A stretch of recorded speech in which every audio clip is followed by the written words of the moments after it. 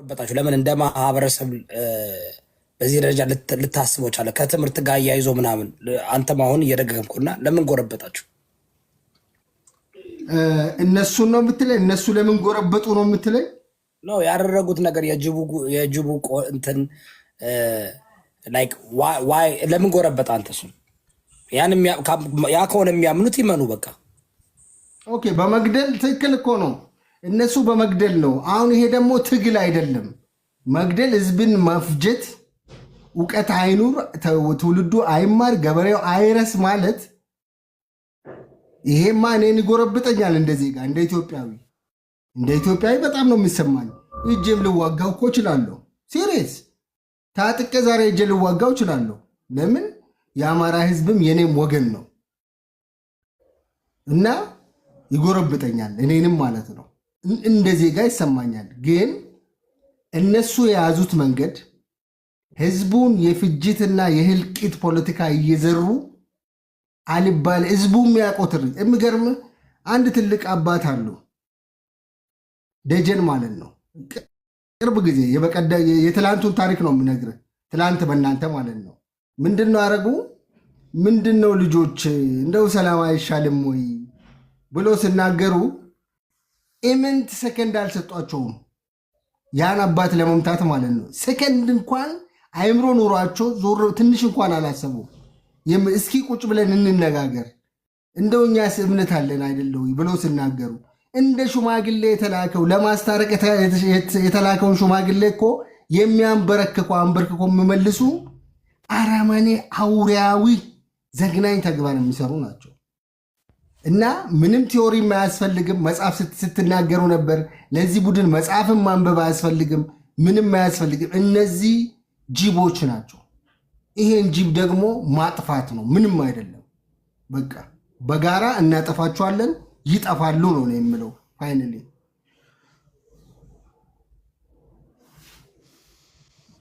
አብሊቪ አያና ጊዜ ነው። አያና ጊዜ ስልክህን ውስጥ ስላልከተትክ እናመሰግናለን። ቅድም በተባባል ነው መሰረት ባይዘው አሁን መጨረሻ ላይ የተነሳው ይሄ ጅብ ቆዳ ጅብ ምናምን አይ ቲንክ ዝናቡ ነው መሰለኝ ኤክስፒሪየንሱን ሼር ሲያደርግ ይሄ ፎልክ የሆነ ከትራዲሽናል ኦርቶዶክስም ከሌላውም ሪሊጂየስ ዶግማቲክ ከሆነው ነገር ውጪ የሆኑ ነገሮች አሉ ኢትዮጵያ ውስጥ። ባይዘው አፍሪካ ውስጥ በጣም ይገናል። ይሄ ግሎባል ሳውት የሚባለው ድህነት ያለበት አካባቢ አዋቂ ጠንቋይ ንግርት ምናምን በጣም ይፈልጋል። ዘጠኙ መነኮሳት ሲመጡ ጥርት ያለ የኤክሌዚያስቲክ የክርስትና ኢቫንጌሊዮ የሚባለውን ጎስፕል ይዘው ነው የመጡት። ከዛ በኋላ የተደረገው ብረዛ የምታውቁ ነው። አሁን አፍሪካ ውስጥ ፕሮቴስታንቲዝም በዛ ደረጃ ነው። ሊትራሊ እዛው ቸርቹ ውስጥ ነው ጥንቆላ የሚጀምረው። ብር አስገባላለሁ፣ በአፍንጫ አወጣልሃል፣ የሌለ መቀባል። ሃይማኖቱ አትግባያ ላይ ቅርብ ኖ don't worry I can navigate through ጥንቆላንና ቤተክርስቲያንን እያምታታ ነው ያለው። ቤተክርስቲያን ውስጥ ነገር ሆልድ ብዙ ነገር አያና እውነቱን ቆይ አይ ኖ እኔ ናቪጌት ማድረግ የምችል ሰው ነኝ። አማራ by the way አያናም አርምስትሮንግ አተ you guys are really crafted እና ራሱን ካስገባ ያስገባ። ለምን ነው why you help me ካስገባ ሰርስሬ እኔ መውጣት ማልችልበት ገባለሁ ብለ ነው እመነኝ ነው ያልኩ ነው እንደምትፈልጉት። so it's just I rather you እኔ ተሳስቼ አንተ ያ ይሳሳቶ ነጥብ ይጣልከታል። ችግር የለውም። እኔ ነጥብ ልጣልልህና አንሳው አንተ ችግር የለውም። አይኩዳ እኔ ቀጥላለሁ። ያ so ኢትዮጵያ ውስጥ አፍሪካ ውስጥ ጀነራሊ ይሄ ፎልክ የሆነው ነገር የተለመደ ነው። ኢቭን ሙስሊም ሆኔ ባለ አካባቢ ነው የተወለድኩት። እዛ ሼክ ሁሴን አካባቢ ሀጂ ሼኮች ምናምን ተብሎ ማስነገር ማስተቆል ምናምን አንድ ቦታ ላይ ብቻ ያለ አንድ ህዝብ ብቻ የአማራ ወይ ኦሮሞ ወይ እንትና የምታደርገው አይደለም። ኢትስ አፍሪካን አየህ አማራ ስትሮንግ እንዴት እንዳነሳሁት ገሎ ማዳን ይባላል። እና ይሄኛው ለአንድ ህዝብ የምትሰይመው አይደለም። ሞቼ ጉዳይ ይቻለች ምናሹ እና በዛ ደረጃ ለማስቀመጥ አይመስለኝም። it's not a serious but not I'm trying to be serious. I am serious but you have to do your thing sometimes. እና ለአንድ ህዝብ ተደርጎ የተሰየመና እንደ ህዝብ አማራ ላይ ፕሪስክራይብ የተደረገ በማንነት ምናምን ማድረግ የምንችለው አይደለም። ጀነራሊ አፍሪካ ውስጥ ያለ ሰርድ ወርልድ ላይ ያለ ግሎባል ሳውት ውስጥ ያለ ነገር ነው። ማስጠንቆል ምናምን ማስደገም ምናምን እንደዚህ አይነት ነገር ያለ ነው። ግን ኖርማሊ ሞር የሰለጠነው ፖለቲካው ይሄ አሁን ምን የሚባል ነገር አለ ሴኩላሪዝም የሚባል ነገር አለ። ሴኩላሪዝም አስፈላጊ ነው ፖለቲካ ውስጥ። ሴፐሬሽን ኦፍ ቸርች ኤንድ ስቴት የሚባለው ማለት ነው። ሴፐሬሽን ኦፍ ሪሊጅን ኤንድ ስቴት የምንለው ማለት ነው። ሪሊጅን እና ስቴት ሰፐሬት የምታደርገው ኤጁኬትድ ስትሆን ነው። ሶፊስቲኬትድ የሆነ ሪል ለዘመኑ የሚመጥን ፖለቲካ ሲኖርህ ሃይማኖት እዛ ውስጥ አስገብተህ ቅድም የሚያነሳው አንዱን ሃይማኖት አስጠልተህ ሌላኛውን ከፍ አድርገህ ምናምን ይሄ መቀየጥ ያለማወቅ ነው። አለቀት የሚሰራ ፖለቲካ ሲሆን ነው። እና የድንቁርና ምንድናቸው ነገስታቶች ናቸው የሚለው ፕራይም ሚኒስተሩ ያስቀመጥበት መንገድ ናት ስፔሲፊክሊ በማንነታቸው ወይም በሃይማኖታቸው ምናምን ልንለው ምንችል አይደለም። በማንኛውም ህዝብ ውስጥ በማንኛውም ሃይማኖት ውስጥ ሊመጣ የሚችል ነው። ግን ከኤጁኬሽን ማለት እዛው በሃይማኖቱ እውቀት ራሱ ካለመብሰል ያና ጠቅላይ ሚኒስተሩ እንኳን የተናገረው በቀጥታ ለደሳለኝ ነው። ጅብ ነህ ነው ያለው። አራራ እንደ ነደና ነው ጠፋ ያዝልኝ እና የተናገረበት ይዘት ማለት ነው በዛ ፕሪስክራይብ ልናደርገው የምንችለው አይደለም። ይልቁን እንዲህ አይነት ስሁት የሆኑ ፖለቲካውንና ሃይማኖት ፖለቲካውንና የመንፈሳዊነት ጥበብ አባቶቻችን አላቸው። በዳመና ላይ የሄዱ ነበር። ፍኖተ ሰላም ነው መዳረሻቸው 4 ኪሎ ብለን ምናምን ጠንቋይ ቤት ሄደን ምናምን የሚባለውን ነገር ይሄ ጅብ ምናምን እንትን ማለት ምናምን የሚባለው ነገር ጀነራሊ ፖለቲካውን ከመንፈሳዊውና ከኢሉዚቭ የሆነው ነገር ጋር የመቀላቀል በእውቀት ላይ ያልተመሰረተ ማኒፌስቶ ላይ ያልተመሰረተ ሳይንቲፋይድ የሆነ ሳይንቲፊክ የሆነ ጥርት ያለ የፖለቲካ ሂደትን ያላማከለ ነው ከሚለው ጋር በዛ ደረጃ ካለ እውቀት የሚሰራ ያለንበትን ዘመን አሁን ቴክኖሎጂ ሰው ጨረቃ ላይ በሚወጣበት ማርስን እንወርሳለሁ በሚልበት ዘመን አንተ ጥይት እንዳይመታህ የሆነ አይነት ድግምት የሆነች ማውቃት ድግምት አለች። አህያ የጠፋበት ሰው ስትጀምር በስሚላህ ብለህ ነው የምትጀምረው። ስትጨርስ በስመ አብ ወወልድ ወመንፈስ ቅዱስ ብለህ ነው የምትጨርሰው። አህያ ምንም ነው ጅብ ደንደሳማ፣ ነብር ጥፍራማ፣ አንበሳ ጎፈራማ ያቶ ገሌን አህያ ብታይ ብትነካ ብታስነካ ብትጠቅስ ብታስጠቅስ አይነ ይሁን ጨለማ እግር ይሁን ቄጠማ ብለውሃል ቃለ አብ ወልድ መንፈስ ቅዱስ ብለህ ነው የምትዘጋው። በስሚላህ ብለህ ጀምረህ ይሄ እንግዲህ በቀላሉ አንድ እንትንም ሰው በ2-3 ብር ከፍለኸው አህያህን ጅብ እንዳይበላብህ የሚያደርግልህ ድግምት ነው። እዚሁ ያው ተማሩ እና ይሄ ከፊቱ የአንድን ሃይማኖት ከኋላ የአንድን ሃይማኖት አድርጎ 2 ብር የሚቀበልህ አይነት ኤጁኬሽንን ሴንተር ያላደረገ ሃይማኖትንና ፖለቲካን የሚቀይጠው የድንቁርና ነገስታትነት ነው የሚለው ኤቪደንሱ እነዘመነ በደመና ላይ እንሄድ ነበር ጥበብ አለ። እነዝናቡ ጠንቋይ ቤት ሄደን ፍኖተ ሰላም ነው 4 ኪሎ አይደለም መዳረሻቸው ያሉት ትልልቅ መስቀሎች አስሮ መምጣት ስለ ሃይማኖት ቅድማሜ የተናገረው የእስላም ሀገር ከሆነች በኋላ የሚለው ንግግር ማኒፌስቶ አጥርተህ ስትመጣ እንዲያነ ነገር ያራግፍልሃል እያልን የምንመካከረው እኮ ነው። የገዛ ሀገር ነው ያለበት ፖለቲካን ብንለያይ የገባ ጥይት አይመታኝም ብሎ ወጥቶ ታናሽ ወንድሜ እኮ ነው አማራ ስለሆነ ጠላት አይደለም። እኔ እኮ ሌላ ሀገር ላይ ብንገናኝ አማራ ሁን ስልጥ ይሁን ምናምን ጉራጌ እኮ አትተዋወቅም። እኔና ይወዳ ወርጎና ቢባዲስ አስታውሳለሁ ኮሌጅ እንደመጣው አንድ ወንድሜ አይ ቲንክ ሚክስ ነው ተጋሩና አማራ ተገናኝተን በእንግሊዘኛ ነው መጀመሪያ ያወራነው ዶርሜት። ከዛ አይ ኖቲስድ ኢትዮጵያዊ ነን አበሻነት we were like buddies ከዛ እስከምንወጣ ብሄሩ ምንድነው ምናምን to this day I don't really know። ስለዚህ እሱ ልጅ አሁን የጅብ እንትና አስሬላለሁ ጥይት አይመታህም ብለህ ብታስመታው ጥይት ገባህ ወንድሜም የቀጠፍከው እና ይሄ ድንቁርና ነው ይጎዳናል በሚለው ብናየው ትንሽ በቀላል ቦና ያዋጣናል የሚለው ጀነራል ባይዘይ ወንድማችን አያጅቡ አሁን ጅብ ምናምን ዲስንል ከፍቶት ሊወርድ ይችላል። አየህ እየነገርኩ እና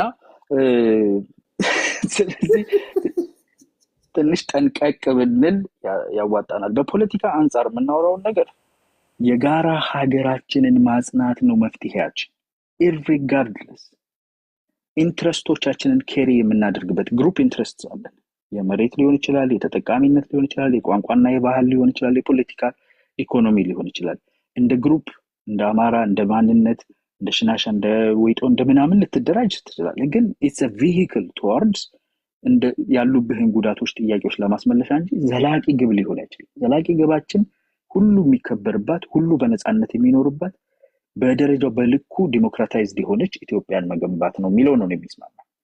ብዙዎቹ ፋኖን ዛሬም ይመራሉ የምትሏቸው በተለይ ሰልጠን ያሉት ይሄ ሀሳብ ነው የሚዋጥላቸው። ሀገር የሚመራው መንግስት ይሄንን ነው በሀሳብ ደረጃ ይዞ ያለው። ያፈጻጸም የህግ የበላይነት የዲሞክራሲ ምህዳር መስፋት የተለያዩ ችግሮች ቢኖሩ ስለዚህ እንደዛ አይነት ባላንስ ሊሆን ሴንትራላይዝድ የሆነ ነገር ብናደርግ ያዋጣል ብዬ አስባለሁ። ዛሬ ትንሽ አመሸሁባችሁ ወሬም ሲበዛ አንዳንዴ ተሆድ ያለ በ30 ጌኛ ማይጫን አይ ጥሩ አይ ቢሊቭ እኔ ነኝ ዮዳብ ለወጣ ስለሆነ ይፈቀድልኝ።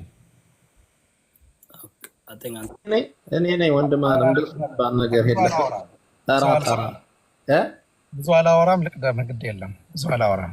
እሺ ቅድም ስላወራሁ ብዙ እንትን የለም። አይ የሃይማኖቱን ጉዳይ ለምን መሰለህ እዛ ውስጥ መሄዱ እንትን የለውም ያልኩት አሁን ያለውን የብልጽግና ፓርቲ ሰማለው አይደል ዮዳብ? አዎ አሁን ያለውን የብልጽግና ፓርቲ ማኒፌስቶ ገጽ 84 እና 85 ሂዳችሁ አንብቡት። ኮምፒውተር ላይ ስላልሆንኩኝ ነው እንጂ ከፍቼ ባሳይ ደስ ባለኝ ነበር። ምንድነው የሚለው? ለኢትዮጵያ ውስጥ ያለው እምነት ሪሊጂኑን ማለት ነው የክርስትናና የእስልምና እምነት ለብልጽግና ተጻራሪ ነው የሚለው። ይሄ ቻሪቲ ይሄንን ፕሮፌሰር መስፍን የሚያምናሉ። በነገራችን ላይ ፕሮፌሰር መስፍን ምን እያሉ ይጽፉ ነበረ? እምነት ሰዎችን እንዳይሰሩ ያደርጋል። ይሄ ነገ ፈጣሪ ያለ ሃምብል እንዲሆኑ ያደርጋቸውና ሃምብል የሆኑ ሰዎች ደግሞ አይሰሩ። ወዳ አካሄድ ማምጣት እንችላለን። እንደዛ አይልም። ኦኬ ታሳየኛለህ። ቆይ ትከፍታለህ።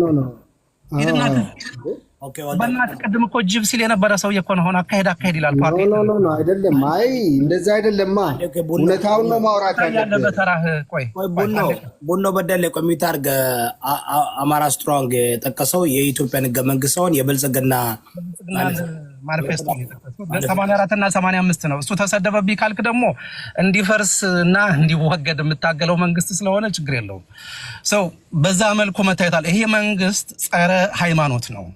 ለእስልምናም ለክርስትናም የፋንዳመንታል ለሆኑ የኢትዮጵያ እሴቶች ክብር የለውም። ለዚህ ነው አንድ ቅርስ ሲያፈርሱ ምንም ያፈርሱ ማይመስላቸው የሚያደርጉትን ነገር በሙሉ ሲያደርጉ ሪቮሉሽን የካልቸራልና የኖሌጅ ሪቮሉሽን እያመጣው ነው ብሎ ነው አብይ አህመድ የሚያስበው። በጣም አስቸጋሪ ነው። እዚህ ደንቆሮ ሲልህ እያለ ያለው ምን መሰለ እኔ ሞደርን ነኝ፣ የኔ አመለካከት ወደ ብልጽግና ሊወስዳችሁ የሚችለው ይሄ እኔ አሮጌ ቤት አፍርሼ ምሰራላችሁ የቀለም የተቀባ መንገድ ነው። ለዚህ ነው ሲምፓታይዝ ማያደርገው። በነገራችን ላይ አሁን እኮ ችግሩ ምን መሰለህ? ደደም መሆንህ ሳይሆን ደደም መሆንህን አለማወቅ ነው በጣም አደገኛው የሚሆነው ነገር።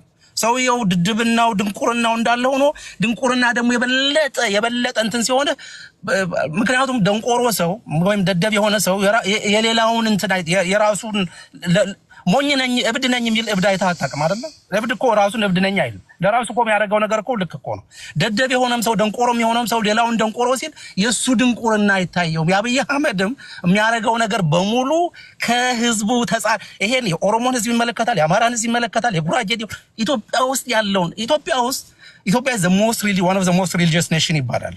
በእግዚአብሔር መኖር I think 99% የኢትዮጵያ ህዝብ በአምላክ አለ አላህ ወይ ፈጣሪ ወይ ደግሞ ዋቃ የሆነ አምላክ አለ ብሎ ያምናል። ኤቲስት አይደለም የኢትዮጵያ ህዝብ። እንዲህ አይነት ሀገር እየመራህ ጸረ ሃይማኖት የሆነ ወይም ደግሞ ጸረ የሆነ የህዝቡን የቆየ የዘመናት እሴት እሱን ተቃራኒ አመለካከት ስታንጸባርቅ ለዚህ ነው ነገሮች በሙሉ እዚህ ሰውዬ ላይ የተገለባበጡበት እና በተደጋጋሚ ራሱን ጀስቲፋይ ለማድረግ ምናምን ጥረት የሚያደርገው ሁሉ በቃ የዚህ አልተገናኘም። ይሲ መንግስትና ህዝብ አልተገናኘም። መንግስትና ህዝብ ካልተገናኘ ደግሞ ችግሩ የመንግስት ነው እንጂ ህዝብ ሊሆን አይችልም። አንዳንዴ ምን ይባላል ኢትዮጵያ ውስጥ መሪማ አግኝተን ነበር እኮ ተመሪ ጠፋ እንጂ ይሉሃል። እንደዛ አይነት ሁሉ ናሬቲቭ እኮ የሚዘመጣሉ ካድሬዎች እኮ። ግን ህዝብ የሚወጣው መሪ ህዝቡን ነው መምሰል ያለበት። ህዝብን ማትመስል ከሆነ you are in the wrong place, you have to leave። ያ የዛ አገር መንግስት ነው እንጂ አንተ መተህ የምትፈጥረው አዲስ ህዝብ የለም። ያን ህዝብ ነው መምሰል ያለበትና ከዛ አንፃር ነው አሁንም ቅድም እንደዚህ ጥንቆላ ምናምን ሲሉ ብዙ አይነት ትራዲሽናል ካልቸራል የሆኑ ነገሮች ኢትዮጵያ ውስጥ ይደረጋሉ። አሁን የዛ ገብቼ የህዝብን እምነት መንካት አልፈልግም። በተለያየ የሚከበሩ በዓላት አሉ። በተለያየ ባህር አካባቢ ሄደን የምናከብረው በዓል አለ። ጫምባላላ የምናከብረው በዓል አለ። መስቀልን የምናከብራለን። ጥምቀትን እናከብራለን። እነዛ ሴቶቻችን ናቸው የካልቸራል ማኒፌስቴሽን መገለጫዎቻችን ናቸው እንጂ ጥንቁልና ምናምን ብለህ ይኸውልህ ትግሉን የገፋህ ትግሉን ያንቋሸሽክ መስሎህ ጅብ አስረው አይደለም። ፋኖች እኮ ዱላ ይዞ ወጥቶ ዛሬ ዲሽቃና ሞርታር የታጠቀው ጀግና ስለሆነ ነው እንጂ እጁ ላይ እንትን ስላሰራ አይደለም እንዴ? የትኛው ፋኖ ነው አሁን ፋኖ የታጠቀውን? ማን ያስታጠቀው? ብርሃኑ ጁላን እኮ አስታጥቄ የሚሉት እኮ ወደው አይደለም እኮ አይደል እንዴ?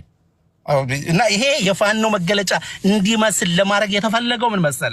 አይ ይሄ በቃ የድሮ ስርዓት ናፋቂዎች ሊመጡብን ነው የሚል አመለካከት በሌላው ኢትዮጵያ ህዝብ ዘንድ ለመዝራትና የአማራውን ትግል በቃ የተለየ አስመስሎ ከሌላው ኢትዮጵያ ህዝብ ጋር የተጣላ አስመስሎ ለማሳየት አብይ አህመድ የሞከረው የከሰረ የተበላ የተረሳ ፖለቲካ ነውና ብዙ አትድከሙ። እሱ አካባቢ ሰሚም የለም። ሰሚ በሌለበት ደግሞ መጮህ ያው ጉሮሮን ማድረቅ ነው የሚሆነው። ወደ ፖለቲካው ወደ ድርጅት ልምጣልህ። ይኸውልህ ፋኖ የአማራ ህዝብ መገለጫ ነው። ፋኖ የሚባል ድርጅት የለም። ፋኖ የአማራ ህዝብ ስቴት ነው። ለምሳሌ ሲዳማዎች ኤጀቶ ይላሉ አይደል? ወጣቶቹ ኦሮሞ ቄሮ ይላል አይደል? ይሄ ፋኖ የመታገያ ፕላትፎርማችን ነው እንጂ ድርጅት የሚባለው ለምሳሌ የአማራ ፋኖ ህዝባዊ ድርጅት ቅድም አንተ ይወዳብ ያልከው አንድ የአማራ ድርጅት ነው። አብን አንድ የአማራ ድርጅት ነው። በየአካባቢው ያሉት እዞች እንደ አንድ የአማራ ድርጅት ወስዳችሁታል። ኃላፊነት የሚወስድ ኃይል አለ፣ አካል አለ። ቡኖ በደል እንትን አጥፋው፣ ማይክህን አጥፋው ፕሊዝ። እና ይሄ ማኒፌስቶ የላችሁም ስትል እያለን ያለነው ምንድነው መሰለ? ድርጅት መስረታ ላይ ነው ያለነው። ለምሳሌ ቅድም ምን እያሉ ነበር? ጦርነት ማርጣችሁ ነው የገባችሁት። የአማራ ህዝብ ትግል ምለው ነው ለምን መሰለ? ይሄ ትግል ህዝባዊ ትግል ነው። ድርጅት የወለደው ትግል ሳይሆን ህዝብ ወለደውና ትግሉን አሁን ያ ታጋዩ ድርጅት እየመሰረተ ነው ያለው። ሪቨርስ ነው። ለምሳሌ ኦነግ አሁንም ላወዳድርልህ ነው። አሁን አትህን ወደ ሌላ ጠቆምኩ ምናምን እንዳትሉ። ኦነግ አንድ ጥይት ከመተኮሱ በፊት ነገለሳ ዲልቦ ሌንጮ ለታ መስራቾች የነበሩት ከነ ጃራባ ገዳ ጀምረ እነ ባሮ ቱምሳ ምናምን እርስ በርስ እየተገዳደሉ ነው የመጡት። ድርጅት መስርተው ነበር የመጡት። እዚህ ድርጅት መስርተው ነው ወደ ትግል የገቡት። ድርጅት ከመሰረቱ በኋላ የኦሮሞን ህዝብ ሊያታግልልን ይችላል ያሉትን የቅኝ ግዛት ቲዎሪ ይዘው መጡ። የኦሮሞ ህዝብ በኢትዮጵያ ቅኝ ግዛት የተገዛ ነው። በኦሮሞ ህዝብ እምነቱን እንዲረሳ ዋቄፈናን እንዲረሳና አሁንም እኮ ሽመልስ አብዲሳ ይናገረዋል እኮ ይሄን ክርስቲያኖች መተው ስማችንን ወደ ዮሐንስ ቀየሩት፣ ሙስሊሞች መተው ስማችንን ወደ መሐመድ ቀየሩትና እነ ረጋሳና እነ ጫላ እንዲረሱ ተደረገ። ያን ጊዜ ምን ተደረገ? ክርስቲያን ኦሮሞዎች ከሰሜናዊ ከሀበሻዎች ጋር መገናኘት ጀመሩ። ሙስሊም ኦሮሞዎች ደግሞ ከሶማሌዎችና ከሐረሪዎች ጋር የተገናኙ ኦሮሞነትን ረሱ የሚል አርጊውመንት ነው ያለው። አሁን ያለው የኦሮሞማ ፖለቲካል አይዲዮሎጂ ነው። ኦሮሞማ ነው ያልኩት የፖለቲካል ክንፉን ነው የተናገርኩ ያሉት። ህዝቡ ምንም አያውቅም። ህዝቡ ምስኪን ነው። ቤተክርስቲያን ስትሄድ ይሄዳል፣ መስጊድ ስትሄድ ይሄዳል። አሁንም ህዝቡ ምንቱ ላይ ነው ያለው። ፖለቲከኞቹ ግን እንደዛ ነው ኮይን የሚያደርጉት። ስለዚህ ያ ድርጅት ነው ይሄንን ኮንሴፕት የወለደው። አማራ ግን የአማራ ትግል ሲፈነዳ ግን አሁን ቅድም አንድ ወንድማችን ከፕሪቶሪያ በኋላ ነው ወይ የህልውና ትግል የተሰማቸው? አይደለም። ምናልባት የአማራን ትግል አንተ የሰማኸው ከፕሪቶሪያ በኋላ ፋኖ ሲገባ ካልሆነ በስተቀር አማራ ከኢህአዴግ ጊዜ ጀምሮ ከ1990ዎቹ ጀምሮ ትግል ላይ የነበረ ህዝብ ነው። አብን ነበረ። ከዛ በፊት በጣም ብዙ የትግል እንትኖች ነበሩ። ይነው ሲንከባለሉ መጣና መጨረሻ ላይ ምን ተደረገ? ይሄኛው it is the last straw that breaks the camel's back የሚባል ነገር አለ። የመጨረሻው የህዝቡን በቃኝ ከዚህ በኋላ እንዲል ያደረገው ይሄ ነው። ህዝቡ ታግሷል። ፕሪቶሪያ ላይ እንኳን እንወከል እኮ ብለን ጠይቀን ነበር እኮ። በነገራችን ላይ ፕሪቶሪያ ላይ የአማራን ድምጽ ሊወክሉ የሚችሉ ሰዎች መረጡ ተብሎ 4 ሰዎች ይተቃለሉ ተብሎ ካምፔን ነበር። ለምሳሌ ካይ ፕሪቶሪያ ላይ የሚወክላችሁ ብአዴን ነው አለ። ህዝቡ ብአዴን እንደማይፈልግ በተጋጋሚ ተናግሯል፣ አሳይቷል። አሁን ምርጫ ምናምን ይላሉ። አንዳንድ ጊዜ እንደው ቀልዱን እንደዛ አይነት አዲስ አበባ ውስጥ እኮ 100% አሸንፍን የሚሉ ሰዎች እኮ ናቸው ስለ ምርጫ የሚያወሩት።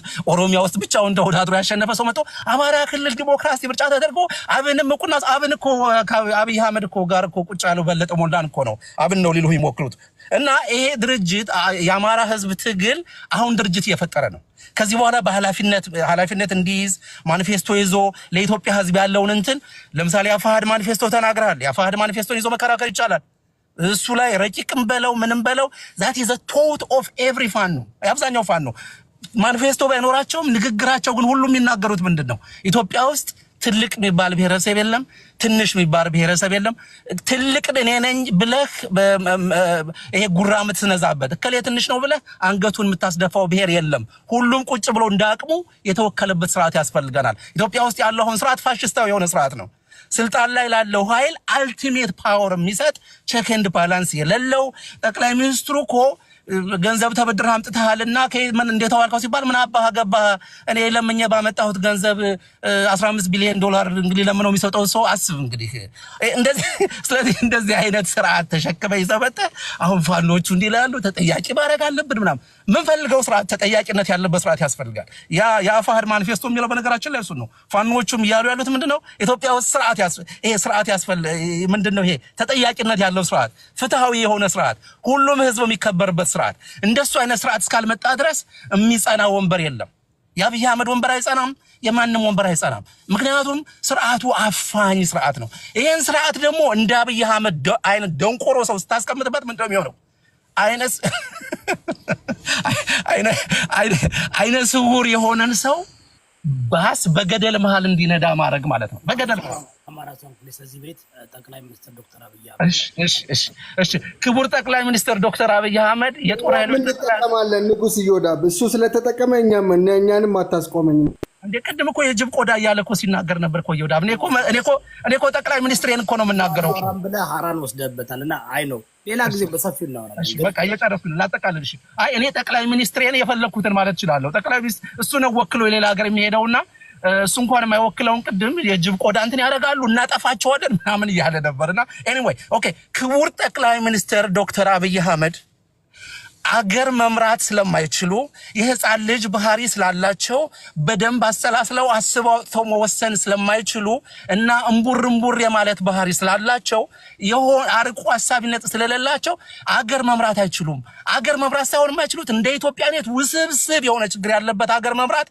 አይችሉም ይሄን እንደማይችሉ በተግባር አሳይተውናል በንግግር አሳይተውናል በባህሪያቸው በኢሞሽናሊ በሚያደርጉት አንድ እቺም ልበልናል ጨርስ ይወዳብ ሶሻል ሚዲያ ላይ ሰርኩሌት የሚያደርግ ከአረብ ሀገራት መሪዎች ጋር ቤተ መንግስት ውስጥ ወክስ ያደርግ አንድ የሆነ እንትን ቪዲዮ አይታችኋል እጁን እንደዚህ አቆላልፎ ምናምን አንገቱን ደፍቶ ምናምን የሆነ ነገር በጣም የሆነ መደበቂያ ምናምን ፍለጋም ይመስል ማለት ነው የሀገር መሪ ስትሆን እንደሱ አይደለም አክት የምታረገው የሀገር መሪ ስትሆን አትሊስት ነው መለስ ወዘ ስቴትስማን አይ ወዝ አጌንስት መለስ ዜናዊ ስቴትስማን ነበር ግን ስቴትስማንሺፕ ይችላል ሌላ ሀገር ሂዶ ሀገሩን ፕሬዘንት ማድረግ በእንግሊዘኛም ተናግሮ ምናምን እና አፄ ኃይለ ሥላሴን ተዋቸው ከዛ በፊት የነበሩትን ተዋቸው ኃይለ ማርያም ደሳለኝ ራሱ ይበልጠዋል ይሄ አሁን ያሉትን ጠቅላይ ሚኒስትራችንን ኃይለ ማርያም ደሳለኝ ራሱ ምሳ እንደ ቁርስ ጠቅሎ ነው የሚበላቸውና እሺ ጨርሻለሁ ሰላም ደሩልኝ እዮዳብ ይልመደብ ግን እሺ የቅድሙን ግን ሌላ ጊዜ ብንከራከርበት ያለን ግን ያው ትንሽ ረጋ ብለን መንፈሳችን ዛሬ ምን ነው ማለት ነው እሺ ስሜታዊ ሌላ ጊዜ ስሜታዊ አይደለም አይ አመሰግናለሁ ሐራ ይወዳብ ቻው በቃ ስለሰጠኝ እድል ታንክ ዩ ይወዳብ አመሰግናለሁ ወንድማችን ታንክ ዩ ይወዳብ ጨረስክ ኦኬ የሸገር ጁንታ ምንም ችግር የለም ኦኬ ይወዳብ ይሄን መድረክ ስለፈጠርክልን እናመሰግናለን እንግዲህ ምንድነው አያና የፈጠረው በርግጥ እኛው እየተጫወትን ነበር አያና ሲገባ ሁሉም መጥቶና ማወያየት ፈለጉ ግን እንደዚህ አይነት መድረክ ወደፊት ይኖርናል ተረጋግተን የምናወራ ከሆነ አይ ጥሩ ነው እዚህ አንተ ቤት ብለው የፖለቲካ መድረክ ቢሆን ጥሩ ነው በጣም እና ምንድነው እኔ እንዳየሁት እኔ እንግዲህ እንደምታቀይ እንትን አይደለም ማሽቃባጭ አይደለም እውነቱን ነው የምናገር ምናልባት አንዳንድ ሰው እውነት ሲነገር እንዳይከፋችሁ እኔ እውነቱን ነው የምናገር እኔ ለማንም የፖለቲካ ኮሬክት ለማድረግ ምናምን አልናገርም እኔ የህዝብ ወገን ነኝ ድርጅት የለኝም ለማንም አላጎበድድም እና ሁሉንም አይቼ በግልጽ እናገራለሁ እንግዲህ ምንድነው በመጀመሪያ ደረጃ ከምክር ቤቱ በኢትዮጵያ ምክር ቤት ላይ በተደረገው ንግግር ዶክተር ደሳለኝና አብይ አህመድ ባረጉት ንግግር ላይ ዛቻ ትንሽ ብዬ ወደ ፋኖ ነው ቀጥታ ምገባ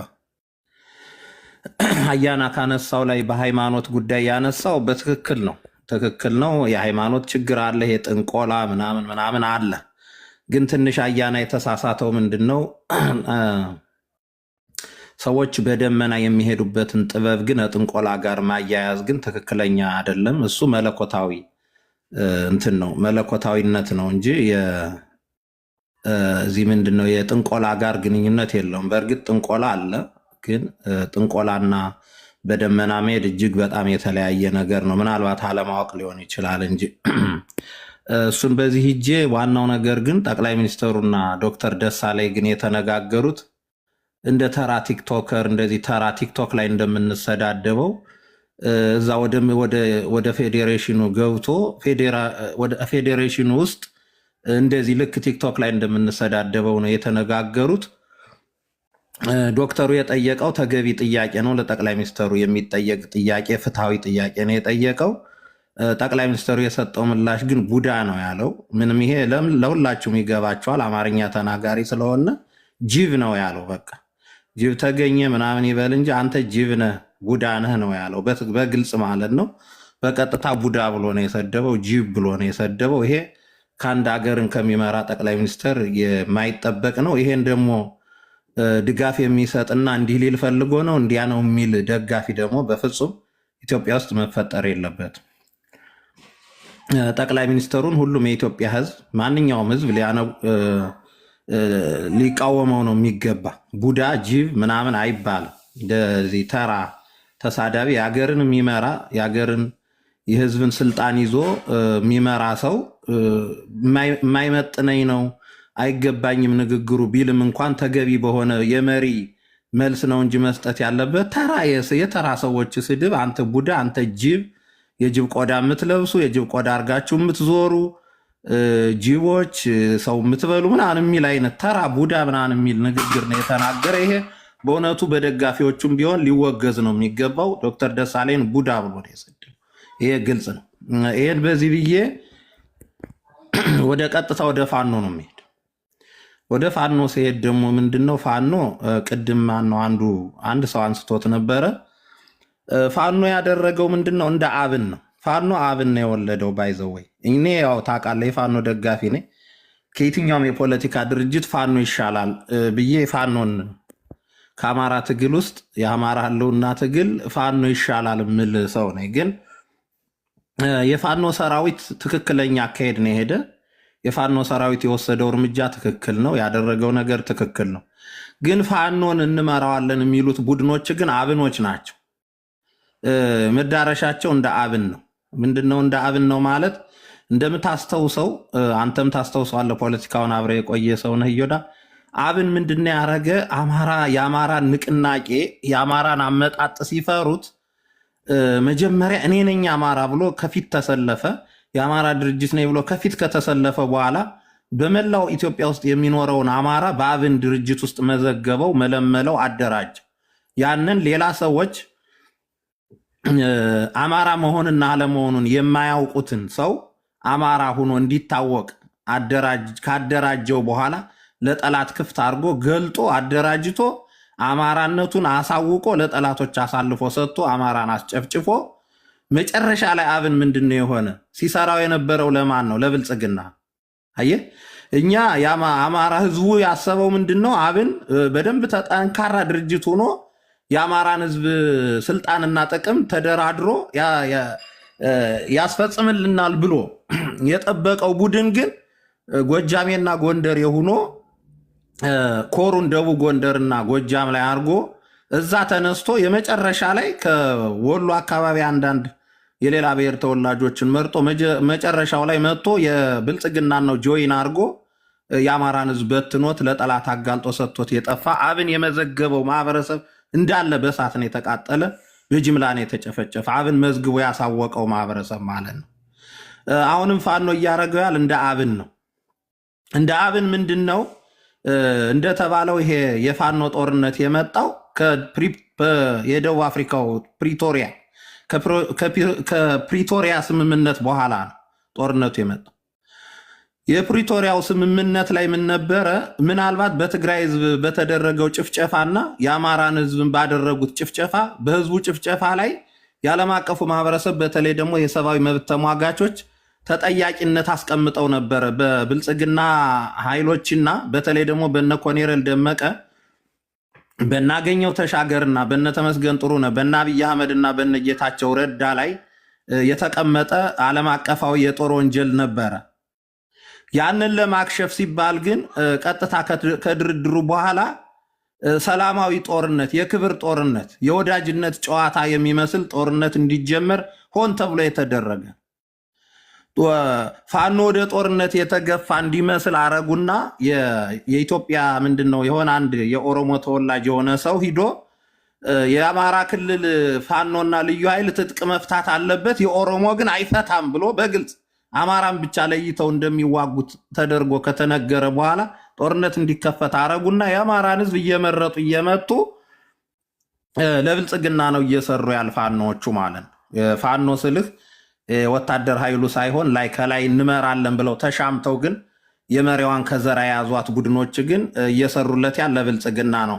ቀስ እያረጉ ፋኖን እያዳከሙ በሀገሪቱ ላይ አንድ መንግስት ብልጽግና የተባለው መንግስት ተጠናክሮ እንዲቀጥልና ኢትዮጵያ እንዳትፈርስ የሚል የደንቆሮና የአማራ ጥላቻ ያለባቸው ቡድኖች የሚመሩት ትግል ነው የሆነ የፋኖ ትግልና የፋኖ ትግል መጨረሻው እንደ አብን ነው። ሂዶ መጨረሻ ላይ ሐራ ምን አለ ትለኛለህ? የብልጽግናንም አመጣጥ የለውጡንም አመጣጥ ተናግሬ ነበር። የተናገርኩት እውነት ነው የሆነ የአብንንም መዳረሻና መነሻውን ተናግሬ ነበር። መዳረሻው ብልጽግና ነው የሆነ እንዳልኩት ነው። አሁንም ፋኖ መዳረሻው ብልጽግና እንደሚሆን ምንም ጥርጥር የለውምና ይህንን የአማራ ወጣትና የአማራ ህዝብ በአንክሮት አይቶ መሪዎቹን በደንብ ቢገመግማቸውና በተቻለ ሁኔታ ገምግሞ ቢያስፈነጥራቸው እና የተሻለ ለአማራ ህዝብ የሚደረግ ትግል ቢኖር ጥሩ ነው ብዬ ነው የማምነው። እና ይሄ ነገር እኔ በፋኖ ትግል ላይ አሁን ረጅም ምርመራ አድርጌያለሁ፣ ማጣራት እያረኩ ነው፣ ስራ እየሰራው ነው። ሳገኘው ግን እንትኑን ጭብጡ ውሉን ሳገኘው መጨረሻ ላይ ወደ ብልጽግና እንደሚሄድና ለብልጽግና እየሰራ እንዳለ ነው የተረዳሁት። የፋኖ ትግል እየተዳከመ ነው። በእርግጥ ህዝቡ ብልጽግናን መትቶታል። ቅድም እንደሚባለው አሁን ጅብ ቆዳ አስረው ጨርሰናቸዋል ምናምን ያለው ውሸት ነው። መከላከያው አልቋል። ቢሆንም ግን የጨረሰው የታችኛው የፋኖ ሰራዊት ነው እንጂ የላይኞቹ መጨረሻ ላይ ወደ ብልጽግና ጆይን እንደሚያረጉ ነው እያየነ ያለ ነውና ፋኖን ለማስመታትና ለማዳከም የገቡ የአብን አባላቶችና የአብን አስተሳሰብ ያላቸው ሰዎች ናቸው።